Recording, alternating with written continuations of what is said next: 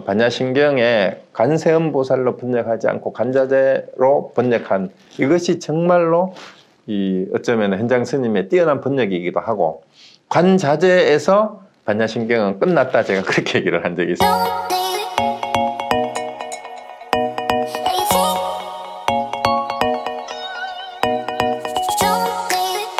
그 제목을 들려우의 울음소리라고 이렇게 해놨는데, 여기서는 다시 스님들을 한 번 더 불러줍니다. 대덕이여 하고, 큰 스님들이여, 이런 뜻이에요. 그러니까 여기서 이제 임재가 스님들한테 법문을 하면서 들었다 놨다 마음대로 하는 거예요. 대덕이 해서 큰 스님 여러분 이러니까 내가 뭐 좀 비아냥거리는 것 같아. 출가한 지 대덕 칭호를 받으려면 적어도 출가한 지 30년은 넘고, 그 다음에 우리 한국말로는 대덕이 돼야 진짜 큰 스님이라고 해요. 큰 스님이라고 하는 것은 한국 조계종단에도 대덕 칭호가 종단의 공식적인 그 칭호가 있어요. 아무한테나 이거를 쓰는 게 아니라 그 출가한 지 그 연도가 있고, 그 다음에 수행한 이런 이력 같은 걸 해서 조계종단하고 원로회에서 심사를 해가지고 대덕으로 추대를 하면은 그때부터 공식적으로 이제 대덕이 되는 거예요. 그래서 이제 대덕이여라고 부른 것은 이제 여기서 이제 큰 스님 여러분 이렇게 얘기를 했으니까 그 오랫동안 수행하신 여러 스님들이요. 그러니까 어찌 이걸 모르겠는가 이 말이야. 어찌 이런 것을 알지 못하시오라고 얘기하는 겁니다. 그래서 만약 이와 같이 통달할 수 있다면 저 본분이 성인이 하는 명칭에 가려막히지 않을 것이다. 그 앞에서 했는 얘기예요. 그 앞에서 했는 얘기가 이와 같이 통달한다는 얘기가 뭐냐면 오무관업이죠. 아버지를 죽이고 어머니를 죽이고 부처님의 몸에 피를 흘리게 하고 하합승단을 깨고 경전과 불상을 불태우는 것이 무엇인 줄 알면 이 말이에요. 그러니까 아버지를 죽인다는 건 무명을 떨쳐버리는 거고, 어머니를 죽이는 것은 이제 탐해를 떨쳐버리는 거고, 부처님 몸에 피를 흘리는 것은 일체 뭐예요? 모든 아름아리를 내지 않는 거고, 하합승단을 깨는 것은 모든 번뇌의 구석에서 벗어나서 어디에도 의지함이 없는 거예요. 그러니까 이제 하합승단을 깬다라는 얘기는 우리가 흔히 자기 홀로 서기를 하지 못하고 집단에 아직 의지하고 있는 상태다 이 말이에요. 자기 홀로 부처가 되지 못하고 내가 승려라는 이제 집단 속에 들어가서 자기를 의지하려고 하는 그런 마음을 떨쳐버리고, 그 다음에 마지막에 이제 경전과 불상까지도 다 불태워버리는 거. 이거는 이제 완전한 공도리를 아는 거예요. 모든 것을 내려놓는. 그래서 이와 같이 통달할 수 있다면, 그래서 이 5가지를 통달한다면 이 말이에요. 이렇게 되면 범부 성인이라는 명칭도 없는 거죠, 당연히. 왜 이름도 다 내놓고 모든 게 다 비었으니까. 그래서 이제 범부의 성의 중생이니 부처니 하는 것도 다 이름이고 거기에 얽매임이 하나도 없어요. 그러니까 중생과 부처도 없으니까 당연히 뭐예요? 승속도 당연히 없는 거죠. 승려다, 속인이다, 출가인이다, 제가자다 이런 구분도 없는데 지금 스님들이 어떠한가 이 말이에요. 스님으로서 스님이라고 제가 신도들 위에 마치 있는 것처럼 착각을 하는 스님들이 엄청 많아요. 그 다음에 공부를 했다는 사람들은 내가 공부를 했다라는 그런 암안심에 젖어 있는 사람이 너무나 많아요. 그런 게 본래 없다 이 말이에요. 그걸 아는 사람이 중생과 부처가 어디 있고 승속이 어디 있느냐 이 말입니다. 출가 제가가 어디 있고. 그래서 그대들이 다만 빈 주먹의 손가락 위에서 진실하다는 견해를 느끼기 때문에, 이거는 뭐냐면 손가락으로 달을 가리키면 이 말이에요. 손가락으로 달을 가리키면 손가락이 진리인 것처럼 우기는 것이 불상이나 경전이나 그 다음에 앞에서 얘기했던 5가지 있잖아요. 이런 거를 어기지 말아야 된다라고 얘기하는 거하고 똑같은 거다 이 말이에요. 손가락은 방편이라는 거죠. 오무관업을 짓지 말라고 하는 것도 방편에 불과한 손가락과 같은 건데, 손가락으로 달을 가리키면 부처님이 이 땅에 오신 뜻이 부처님이 와서 한 모든 행동과 말은 저 달을 보라라고 가르친 손가락질에 불과하단 말이에요. 팔만대장경의 경전의 가르침이. 그러면 달을 보면 부처가 얘기한 것을 나도 알고 오직 그 하나를 전하려고 이 세상에 왔구나 하는 걸 알게 되는 거죠. 그게 바로 내가 부처고 우리 모두가 부처이고 부처의 지견을 갖췄다라는 걸 아는 거예요. 그러면 됐는데 그거 다른 보지 않고 손가락에 매여 가지고 끊임없이 이제 거기에 뭔가 있는 것처럼 얘기하는 게 이제 앞에서 얘기했던 그런 거예요. 그러니까 이 손가락을 진실하다는 견해를 일으키는 거 이거라는 거죠. 그래서 육군과 육경의 경계 속에서 헛되이 개상한 짓을 하고 스스로를 가벼이 여기고 굴복하여 물러나며 나는 본보이고 그는 성인이다라고 말한다. 여기서는 이제 자존심을 가지라는 얘기예요. 거꾸로. 왜냐하면 부처님 같은 분 아니면 육조대사 같이 대단한 분 우리는 공부를 하니까 임재 같은 이런 큰 스님만 깨달을 수 있고 우리 같은 사람은 본부가 어찌 경전을 보고 임재를 읽고 공부를 하고 있지만 야 우리 같은 사람이 어떻게 이런 사람하고 경지에 가가지고 임재하고 이제 해능하고 같이 놀 수 있겠고 그 임재하고 해능하고 같이 놀면 우리 저기 석가모니 부처하고 같이 놀 수 있어야 되죠. 같은 수준에서 야 그 성인들하고 우리가 어찌 같이 놀 수 있겠느냐라고 스스로 자기를 가벼이 여기고 굴복하여 물러난다라는 거예요. 자, 그래서 여기 이제 이제 얘기할 게 참 많은데, 자, 그래 놓고는 이제 다 하고 다시 제가 설명을 드릴게요. 앞에는 대덕기여 해놨고, 큰 스님들이야, 이래 해놔놓고, 여기서 바로 나오잖아요. 이게 아까 얘기했는 게 올렸다가 낮췄다가 한다 그랬잖아요. 어리석은 중도라고 또 해버리는 거야. 큰 스님, 이래 놔놓고는, 야, 이 멍청한 중도라, 이렇게 또 해버리는 거예요. 그러니까 여기서도 그냥 대놓고, 그냥 이렇게 이제, 낮춰서도 부르는 거죠. 무엇이 그리 급하여 사자 가죽을 덮어쓰고도 도리어 들려 울음소리를 내느냐.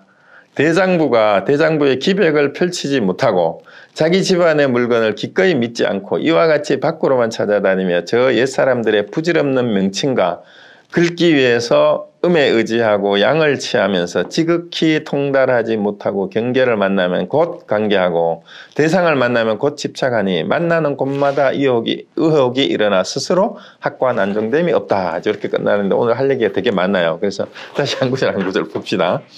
그래서 앞에 다만 빈주먹의 손가락 위에 진실하다는 견해를 일으키기 때문에 라는 요 구절의 주석에 있죠. 거기 주석에 765페이지가 이제 그 원문이 공권지 상생실해라는 거예요. 그 번역한 그 부분이 바로 영가 행각 스님의 증도가에 나오는 구절인데, 일단 영가 행각 스님이 어떤 분인지를 한번 제가 한번 살펴보고 나서 그 부분을 다시 보도록 하겠습니다. 글자가 좀 작기는 한데 표시 화면에 확인 보이시나요?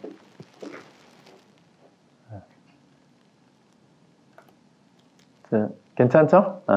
네. 화면 다 보이세요? 손 이렇게 들어. 네. 그러면은 여기 영가행각 스님에 대한 내 기사인데요. 요것도 육조 단견 덕이본에 그 육조 해능대사를 만나는 그런 장면인데요. 영가행각 흥사는 온주 사람으로 성은 대시였다. 젊어서부터 경과론을 배워 천태지간의 법문을 정독하였는데 유마경을 보다가 이제 마음자리, 이게 심지라 그러죠. 마음자리가 밝아졌다. 근데 이분도 원래 그 천태종의 스님이었어요. 천태종에 해가지고 천태지간법을 이제 땄고 천태종에서 공부를 많이 했는데 혼자서 유마경을 보다가 자기 혼자 깨달은 거예요. 이제 뭐가 마음인지 알았는데 우연히 해능대사의 제자 현책과 서로 만나 법을 담론하니 그의 하는 말이 은근히 여러 조사의 뜻에 맞음을 보고 현책이 말하였다. 인자의 법사는 누굽니까? 하니까 제가 방등경론을 배울 때는 각각 스승이 계셨으나 뒤에 유마경에서 부처님의 마음을 깨치고는 아직 증명하신 분이 없습니다. 그 앞에 다른 경전을 배울 때는 스승한테 처음에는 배웠는데 이제 유마경을 볼 때부터는 스승이 없었다라는 거예요. 홀로 내가 유마경을 보고 홀로 깨달았다. 이렇게 얘기를 했는데 내가 유마경을 보면서부터는 이거를 내가 공부한 것이 맞는지 안 맞는지를 확인해 줄 스승을 아직 못 만났다라는 그 얘기예요. 그러니까 이제 그 현책이라는 사람이 이렇게 얘기를 합니다. 위음왕불 이전에는 그럴 수도 있었지만 위음왕불 이후에는 스승 없이 혼자 깨친 것은 모두가 천년외도라 합니다. 그래서 위음왕불은 실존 인물이 아니라 불교 대승불교에서 얘기하는 일종의 상징적인 옛날부터 애초에 최초의 부처라는 그런 부처인데 이제 진짜 위망불이 계실 때는 그 전에는 혼자 깨친 부처가 있었지만 이 말은 무슨 얘기냐 하면 사실은 부처님 외에는 아무도 혼자 깨달은 사람이 없다라는 그 얘기예요. 그래서 스승이 있어야 된다 이 말입니다. 그러니까 그렇게 얘기를 하니까 그렇다면 인자가 나를 위해서 증명해 달라. 그럼 당신이 나한테 그럼 증명해 달라 이러니까 이제 현책은 내가 증명해 줄 수 있는 수준이 되지 않습니다. 이 사람 현책이 진짜 겸손한 사람이에요. 자기가 육조 현행대사의 제자이면서 육조 현행대사한테 배웠어요. 그런데 이 영가 행각을 만나보니까 이 사람도 대단한 것 같아요. 이 공부가 된 것 같은데 좀 건방진 사람은 내가 육조한테 배웠을 때 이런 거다. 당신이 그렇게 말하는 거 보면은 당신이 충분히 깨달았다라고 잘못 얘기해 줄 수도 있어요. 그런데 현책은 아니다. 나는 아직 증명해 줄 정도의 수준이 아니다라고 이제 얘기를 합니다. 그러니까 이제 그 나의 말로는 아직 경솔하다. 그러니까 지금 조계에 그 조계산이에요. 조계 육조 해능대사가 육조대사가 계셔서 사방에서 학자가 학인들이죠. 운집하여서 법을 받고 있으니 이제 가서 한번 만나봅시다. 그러면 가겠다면 함께 내가 안내해 드리겠다. 이렇게 해가지고 이제 같이 가가지고 이제 마침 육조 해능대사가 법문을 하고 있는데 가가지고 인사 그냥 3번 돌기만 돌고는 지팡이를 짚고 딱 서가지고 그냥 버티고 서 있는 거예요. 이러니까 이제 이 장면을 법달하고 한번 비교를 한번 해보세요. 법달을 와가지고 인사는 했어. 절은 했는데 이마가 땅에 닿지는 않았어요. 그러니까 바로 들통이 난 거예요. 근데 여기도 약간 유사해요. 절은 안 하고 법회를 하고 있으니까 뭘 하고 있나 하고 딱 버티고 서가지고는 이제 육조현행대사를 쳐다보고 있는 거예요. 그러니까 육조현행대사가 딱 보고는 바로 물어요. 대개 사문이라는 자는 3천 위와 8만 세행을 갖춰야 하는데 대덕은 어디서 왔기에 이와 같이 큰 아만을 부리는가?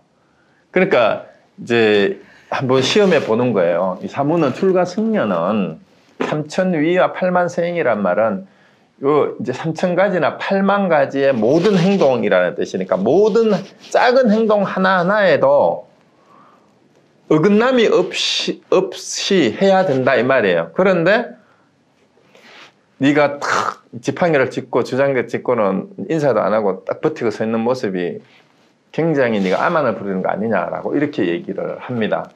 이러니까 행각이 이제 그 법달하고는 다르죠. 법달은 진짜 아무것도 모르고 왔으니까 너는 절을 하는데 이마가 이마를 땅에 닿지 않고 네 마음속에 아만이 가득하구나 하고 얘기하니까 깨갱하고 그냥 수구리를 하는데 행각은 거기서 뭐라고 얘기해요? 어찌 대답을 나고 죽는 일이 크고 변하는 것이 빠릅니다 라고 그냥 다른 딴청을 부립니다. 너 아만을 부리냐 이랬는데 생사가 대사다 이 말이죠. 생사가 크고 언제 죽을지 모른다 이 말이에요. 그런데 무슨 절 따위 같은 이제 예절 같은 걸 따지고 있느냐 이렇게 대답을 하는 거예요. 생사가 큰 일인데 예절 같은 걸 얘기해서 뭘 하겠습니까? 언제 죽을지 모르는데 그런 걸 왜 따지냐 이런 뜻이에요. 이게 나고 죽는 일이 크고 변하는 것이 빠릅니다. 이러니까 육조가 변하는 것이 빠르다는 말을 바로 받아쳐버립니다. 어찌하여 남이 없음을 알아서 빠른 변화가 없음을 알지 못하느냐 이거죠. 생사가 본래 없는데 생사가 본래 없으면은 변할 것도 없다 이 얘기예요. 그러니까 이제 이 부분에서 행각이 이 말에 바로 깨닫는 거예요. 이 말을 듣자마자 알고 보니 남이 없고 이치를 알고 보니 본래로 빠름이 없습니다. 그러니까 여기 위에서 요 두 마디 요 두 사람이 주고받는 데에서 바로 생사가 본래 없다라는 얘기를 행각은 듣자마자 알고 보니 생이 없고 이치를 알고 보니 빠른 것도 없습니다. 난 위에서 그 얘기를 한 거죠. 자기가 나고 죽는 일이 크고 그 생사가 변화가 언제 죽을지 모릅니다가 변하는 것이 빠르다 이 말이에요. 그런데 생사가 본래 없는데 빠른 변화가 있을 게 어디 있느냐 이러니까 이제 알겠습니다.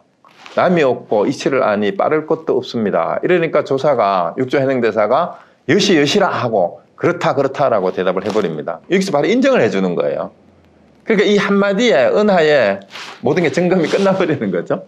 그러니까 법달은 한참을 설명을 하고 난 뒤에 울면서 법화경을 어떻게 굴리는지 한 번 더 알려주십시오라고 이렇게 그러고 나서야 이제 깨닫는데, 이제 영가행각은 찾아와가지고 바로 그냥 주고받고 2번 하고 나서는 바로 깨달아 버려요. 그러니까 어떻게 되냐면 이 행각이 그때서야 위의를 갖추어 예배하고 곧 돌아가겠다 이렇게 얘기를 했습니다. 이 위의를 이제는 그 확인을 받았으니까 스승에게 예를 갖추는 거예요. 정말 스님 덕분에 위에서 현책하고 얘기를 했잖아요. 나를 위해서 증명을 해달라. 이 증명을 받은 거니까 이분이 이제 스승이 된 거예요. 그래서 위의를 갖추어서 예배한다는 게 스승으로서 예를 꼭 갖추는 거죠. 그러니까 이제 돌아가겠습니다 하니까 이제 육체행대사가 붙잡아요. 오자마자 왜 가느냐? 너무 빠르지 않느냐? 이러니까 이걸 이제 한번 확인 사살이에요. 왜 벌써 가려고 하느냐? 왜 이렇게 빨리 가려고 하느냐? 이러니까 행각이 바로 그 자리에 또 뭐냐 하냐면 본래 움직이기 없거니 어찌 빠름이 있겠습니까? 이제는 말하는 데에 너무 빠르지 않느냐라고 넌지시 물어봐요. 그러니까 빠를 게 뭐가 있겠습니까? 이렇게 하고 이제 다시 답을 또 하는 거죠. 그러니까 움직임이 없거니 어찌 빠름이 있겠습니까? 이러니까 해능이 또 물어요. 또 확인합니다. 누가 움직이지 않는 것을 아느냐? 이러니까 이제 행각이 바로 대답을 하죠. 스님께서 스스로 분별을 내십니다. 왜냐하면은 누구냐라고 물으니까 이제는 우리가 서로 다 알았는데 당신과 나를 분별할 게 뭐냐? 누구냐고 물을 이유가 뭐 있느냐 이 말입니다. 누가 움직이지 않는 것을 아느냐 이렇게 물으니까 스님이 분별을 하는군요. 이러니까 이제 이 대답을 듣자 이게 스님께서 스스로 분별을 내십니다. 이 말은 뭐냐 하면 이미 끝났다 이 말이에요. 본래 움직임이 없고 빠를 것도 없는데 또 아는 그것이 누구냐 이러니까 빠를 것도 없다는 말을 하는 사람이 누구라고 뭐 다시 물어볼 게 없잖아요. 그러니까 그 질문하는 그게 스님의 허물입니다라고 이렇게 얘기를 해버리는 거예요. 스님이 한 생각에 오히려 한 생각을 일으키면 허물이라 그랬잖아요. 스님도. 그러니까 스님 스스로 분별을 냅니다. 이러니까 이제 해능대사가 내가 참으로 무생의 뜻을 알았구나. 진짜 남이 없다라는 게 무슨 뜻인지를 진짜 이제 알았구나 하니까 또 여기에서도 끝나지 않아요. 이제 인정을 해주는 척 하니까 행각이 무생이 어찌 뜻이 있겠습니까? 끝내주죠. 이게 임재하고 별 다를 바가 없어요. 무생의 뜻을 알았다 했는데 진짜 무생이면은 뜻이 없어요. 그러니까 무생이 어찌 뜻이 있겠습니까? 이렇게 얘기를 하는 거예요. 그러니까 또 육조가 뜻이 없는 것을 누가 분별한다는 말이냐 하니까 분별이 또한 분별이 아닙니다 라고 얘기를 하는 거예요. 여기서는 밝게 분별하라는 얘기는 이 몰라서 모르는 것하고 무생이 어찌 뜻이 있겠습니까 하고 얘기를 하는 것, 뜻이 없는 것을 누가 분별을 하느냐, 뜻이 없다라는 것을 아는 것. 그러니까 무생의 뜻을 아는 것은 분별심을 내는 게 아니에요. 그러니까 분별이 또한 분별이 아니다라고 얘기를 하는 거예요. 밝게 아는 거죠. 그러니까 좋다, 하룻밤 쉬어가거라. 이제 가려고 하니까 너무 빠르지 않느냐, 하룻밤이라도 쉬어가라 이럽니다. 이러니까 이로부터 사람들은 그래서 이제 하룻밤 자고 갔어요. 현각을 일숙각, 한 번 자고 깨달았다, 하룻밤 자고 깨달았다라고 별명이 붙었다라고 얘기했는데 사실은 일숙각이 아니라 그냥 은하각이에요. 일청각이라고 해야지. 한 번 듣고 깨달았다 그렇게 얘기를 해야 돼요. 그래서 이제 현각은 각은 후에 증도가를 지었는데 세상에 크게 성행하였다. 여기 이제 인용한 증도가예요. 그래서 현각 스님이 영가 현각인데 영가는 그 지명입니다. 지명이고 앞에 이제 현각이 본명이고 그런데 이렇게 해서 육조 현행대사를 만나서 깨달음을 점검을 받은 것 뿐이에요. 그러니까 이미 영가 현각은 그 육조 현행대사를 만나기 전에 공부 다 된 분이에요. 다 된 분인데 바로 그 앞구절 보면은 이제 그 나고 죽는 일이 크고 변화하는 것이 빠릅니다 했는데 어찌 남이 없음을 알아서 빠른 변화가 없음을 알지 못하느냐. 요 말에 바로 깨달은 거예요. 여기서 이제 증명을 받은 거죠. 그래서 이렇게 깨달은 현각이니까 영가 현각 스님이 이제 남긴 증도가가 어떤지를 이제 한번 보면 좋은데 사실은 이 증도가도 그렇게 그 길이가 길지를 않아요. 신신명보다는 더 긴데 그 영가 현각 스님이 쓴 증도가는 이게 그냥 대부분이 7원절구로 되어 있는데 어떤 데는 뭐 6글자로 되어 있는 요게 뜻을 맞추기 위해서 그런 부분도 있지만 전체적으로 이게 총 줄수가 한 200몇 줄밖에 안 돼요, 한자로. 그렇게 되어 있는데 이제 군불견 그대 보지 못하는가 이렇게 시작을 해가지고 시작하는 정도가인데 배움이 끊어진 하릴 넘는 한가한 도에는 망상도 없애지 않고 참됨도 고하지 않으니 무명의 참성품이 곧 불성이요 꾀배 같은 빈몸이 곧 법신이로다. 이렇게 시작하는 게 이제 이 정도가예요. 이렇게 시작해서 중간에 우리 이제 교재로 돌아오면은 임재록을 한번 다시 보세요. 우리 책 교재 그 주석에 보면 이제 군불견으로 시작해서 쭉 가다가 중간에 이제 공건지상생실해라고 했던 그 앞뒤에 나오는 구절이 이승은 정진 하나 도심이 없고, 여기 이승이 뭐냐 하면은 바로 성문 영각승을 얘기를 하는 거예요. 그러니까 이제 승은 소승 대승 할 때 승은 탈 것을 얘기하는 거죠. 근데 큰 수레바퀴 작은 수레바퀴인데 삼승을 얘기하는 것은 이제 소승 가운데에 두 개의 승을 나누는 게 이제 초기 불교에서 성문 영각을 나누어요. 그 성문은 부처님 당시에 원래 부처님에게 직접 부처님 법문을 들었던 사람을 지칭하는데 성문승이라고 얘기를 해서 나중에 대승불교를 주장한 사람들이 그걸 약간 폄하하는 뜻으로 성문승하고 영각승을 이제 이름을 붙인 데에서 유래를 하는데, 성문승은 원래는 부처님의 직접 법문을 들은 사람이니까 당시에 직접 제자라는 뜻이니까 이거는 폄하하는 뜻이 아니에요. 그런데 대승불교도들이 성문승이라고 얘기했을 때는 직접 부처님의 법문을 들었음에도 불구하고 말을 듣기만 듣고 자기가 진짜 부처라는 것을 깨달아서 정말 자유롭게 자유인이 되지 못한 수준이라고 얘기를 해요. 그 부처님의 법문을 잘 받아들어서 그것을 이해한 사람, 잘 듣기만 하는 사람이에요. 그러니까 요즘식으로 따지면은 아주 학교에 선생 말을 되게 잘 듣는 범생이들에 해당되는 거예요. 성문생들은. 그리고 진짜 모범생이고 세상에서는 아주 우수한 우수생들이에요. 범생이들이 성문생이에요. 근데 영각승은 아까 얘기했던 영과 현각이 육조를 만나기 전에 유마경을 읽고 혼자 깨달았다는 독각승이라고도 하죠. 그래서 스스로 혼자 깨달았는 사람을 이제 영각승이라고 얘기를 합니다. 근데 어쨌든 이제 그 차이가 뭐냐 하면은 소승과 대승의 차이를 얘기할 때 소승은 중생 구제에 대한 뜻이 없고 중생과 부처가 둘이라는 것을 아직은 몰라요. 본인들은 어느 정도 경지까지 갔지만, 그런데 이제 보살승, 이제 대승이라고 하는 것은 중생과 부처가 본래 둘이 아니고 본래 모두가 다 부처다라는 데에서 출발하는 게 대승이에요. 그래서 이제 보살승을 대승이라고 얘기를 하는 거죠. 그래서 이제 보살도라는 말도 이제 거기서 나오는 겁니다. 근데 여기서는 이제 이승은 정진을 하나 도심이 없다는 말이에요. 도심이 바로 궁극적인 해탈이에요. 그 생사가 본래 없는 자리. 원래 그 중생과 부처가 둘이 없는 그 마음이라는 거죠. 외도는 총명 하나 지혜가 없다라는 얘기다. 외도라는 말은 여기서 이제 중국에서 나오는 거니까 이제 유교의 학자들이나 선비들이나 도가의 수행자들을 얘기하는 거예요. 그래서 이들은 총명하긴 하지만 아직은 완전한 부처님과 같은 깨달음의 지혜는 아직 없다라고 이렇게 얘기를 하는 거죠. 그 다음에 어리석고 또 어리석어서 빈주먹의 손가락 위에서 진실하다는 견해를 낸다. 그리고 이제 이승이나 외도들은 한결같이 요 빈주먹의 손가락 위에서 진실하다라는 견해를 낸다는, 아직까지 이 경전이나 옛날 스승들의 가르침의 수준을 못 벗어난다 이 말이에요.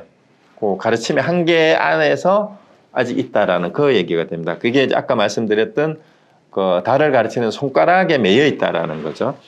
그러니까 손가락을 붙잡고 달이라고 여겨 잘못 애를 쓰니 육군과 육경 속에서 헛되이 괴상한 짓만 한다.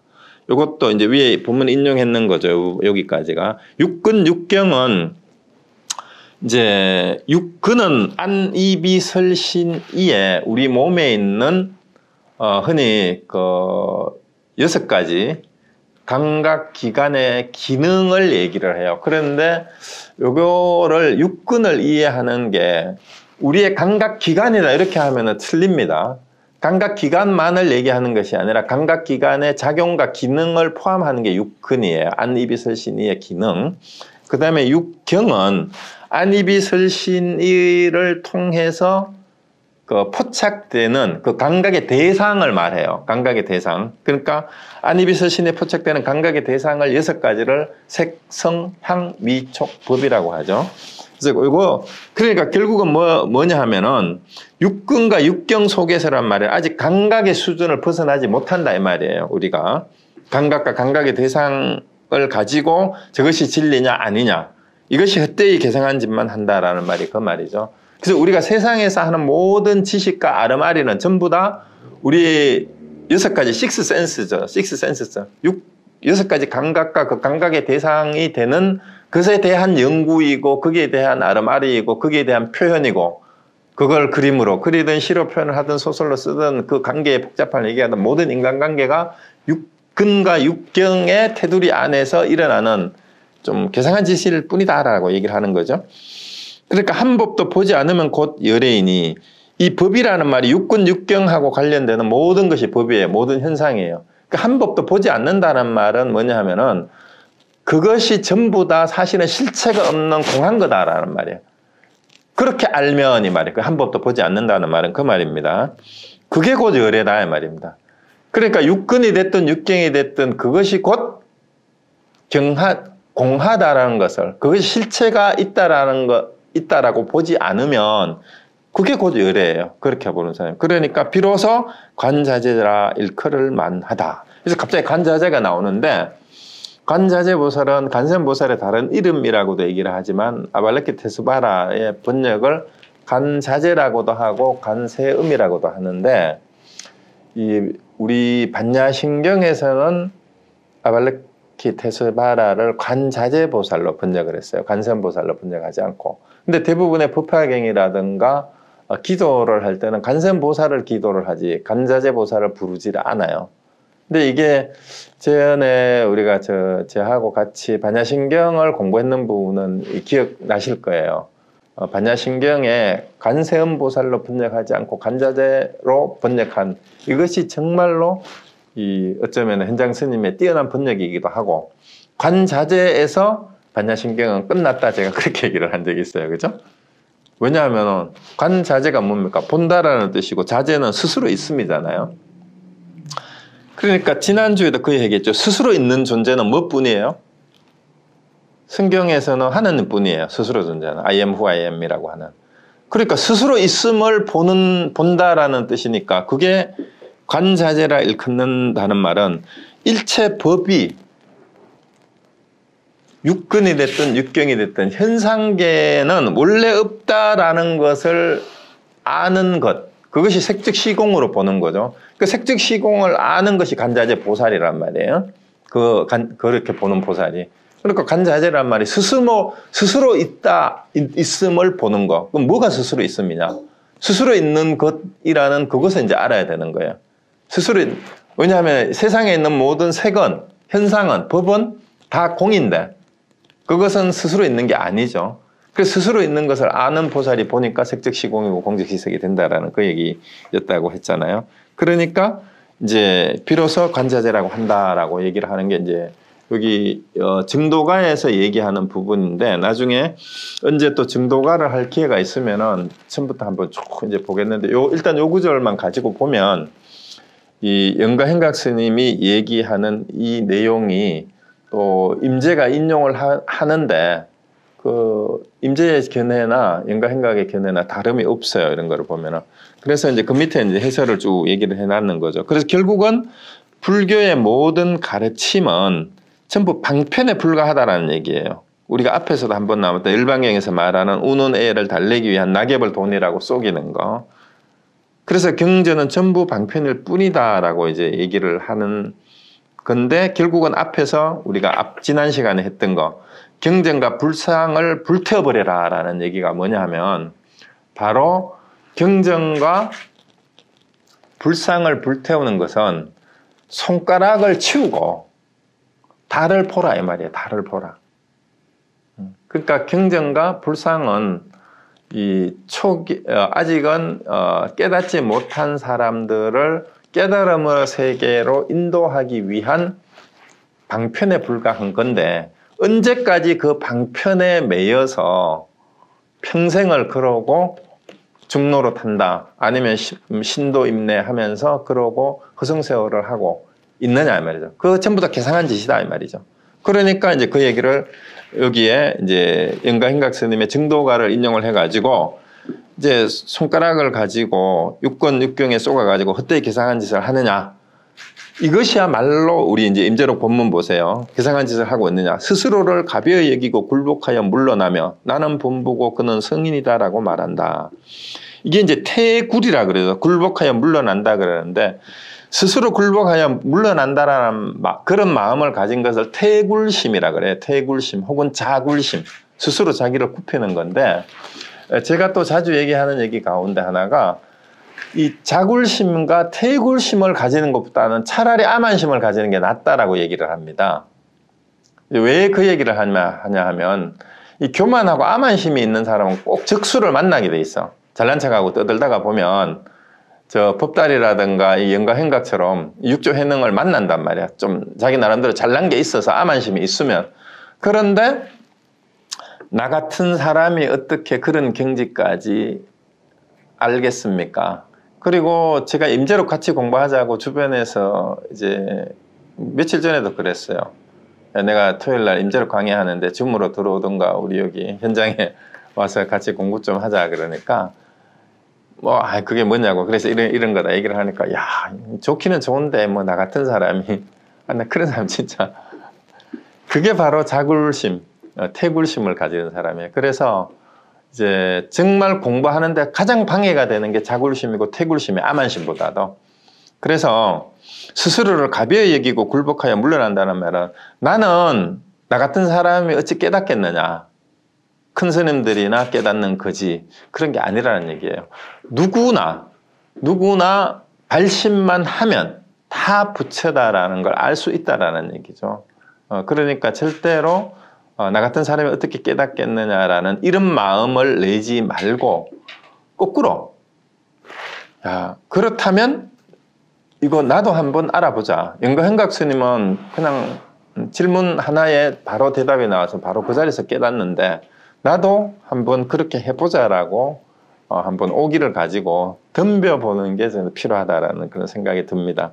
그래서 나는 본부고 그는 성인이다. 야, 나 같은 중생이 우리 같은 중생이 뭘 알겠냐. 그런 사람은 다 성인들이잖아. 이런 말 하지 말아야 말이에요.